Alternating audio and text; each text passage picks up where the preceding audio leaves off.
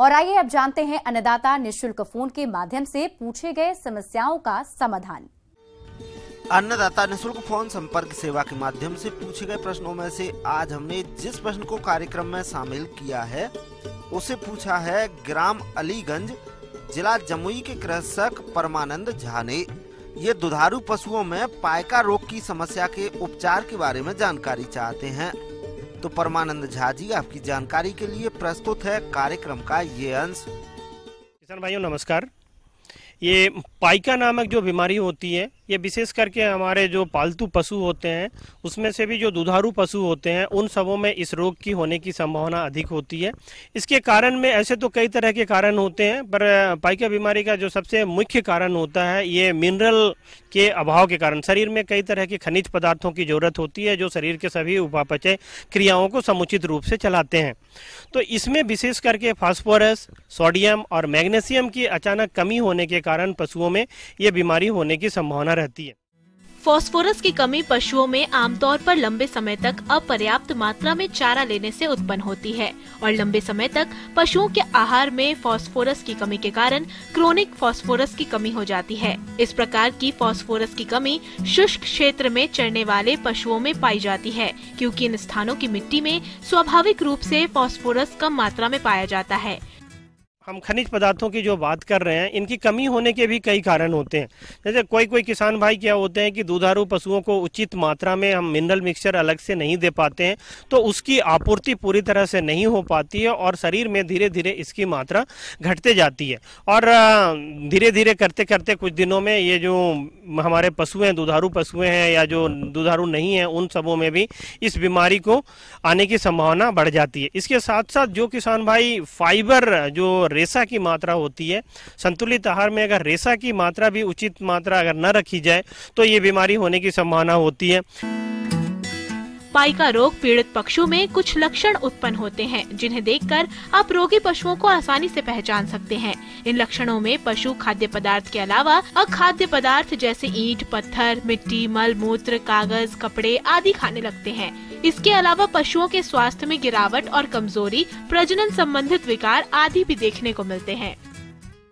तो इस तरह के लक्षण अगर दिखाई पड़ता है तो आप समझ सकते हैं कि आपके पशुओं में इन खनिज पदार्थों की कमी हो गई है और इस रोग से आपके पशु ग्रसित होने जा रहे हैं। तो आप जितनी जल्दी हो सके, अभी जो हम कारण बताए थे आपको इसके होने के, जैसे आप नियमित रूप से दूध की मात्रा के अनुसार में आप मिनरल मिक्सचर अतिरिक्त के जरूर दें। साथ साथ अगर मिनरल ऑरली जो दे रहे हैं, जो खाना के साथ दे रहे हैं, उससे अगर पूर्ति नहीं हो पा रही है तो बहुत सारे फास्फोरस के इंजेक्शन बाजार में उपलब्ध रहते हैं। आप कुछ दिनों तक में 2-3 दिन तक उसके इंजेक्शन भी चला के उसके शरीर में इन खनिज पदार्थों की आपूर्ति यथाशीघ्र कर सकते हैं। वे डॉक्टरी परामर्श के अनुसार में आप उनका भी इस्तेमाल कर सकते हैं। संक्रामक रोगों के अलावा कुछ ऐसे भी होते हैं जो कि पशुओं की उत्पादन क्षमता कम कर देते हैं। ये रोग ज्यादा भयानक नहीं होते हैं, लेकिन समय पर सही इलाज नहीं कराने पर काफी खतरनाक साबित हो सकते हैं। पाइका रोग पशुओं का एक ऐसा ही डिसऑर्डर है। इस रोग से पशुओं को बचाने के लिए संतुलित आहार प्रबंधन और देखरेख अच्छी तरह से करना चाहिए। इन सबों के अलावा भी आप जैसे कृमिनाशक की दवा आप नियमित रूप से जरूर पिलाएं अपने जानवरों को। आपने जो खाना है आप जो दे रहे हैं, संतुलित आहार दे रहे हैं, उसमें देखें कि जो 24 आवर की जो दिन भर की जो आहार है उसमें उचित मात्रा में रेशा उपलब्ध है कि नहीं, इन सबों को भी देखें।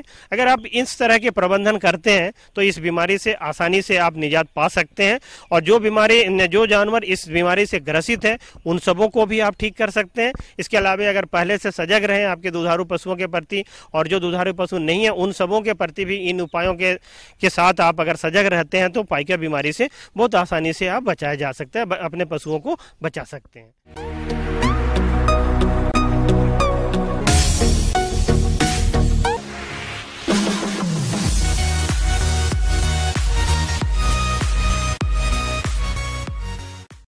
और आइए एक नजर डाल लेते हैं राज्य के कुछ मंडियों के प्रमुख फसलों के बाजार भाव पर।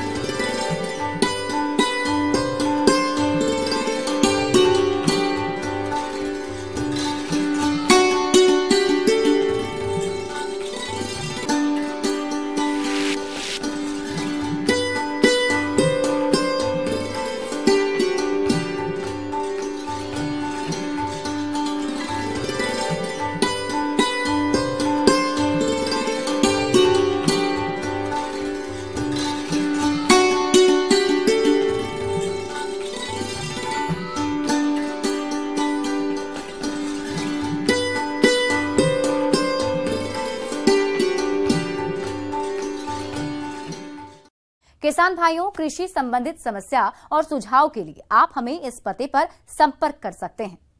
प्रोड्यूसर अन्नदाता news 18 Bihar Jharkhand, Ramoji film city Hyderabad 501512। साथ ही आप हमें ईमेल भी कर सकते हैं। हमारा ईमेल है p18annadatabihar@nw18.com।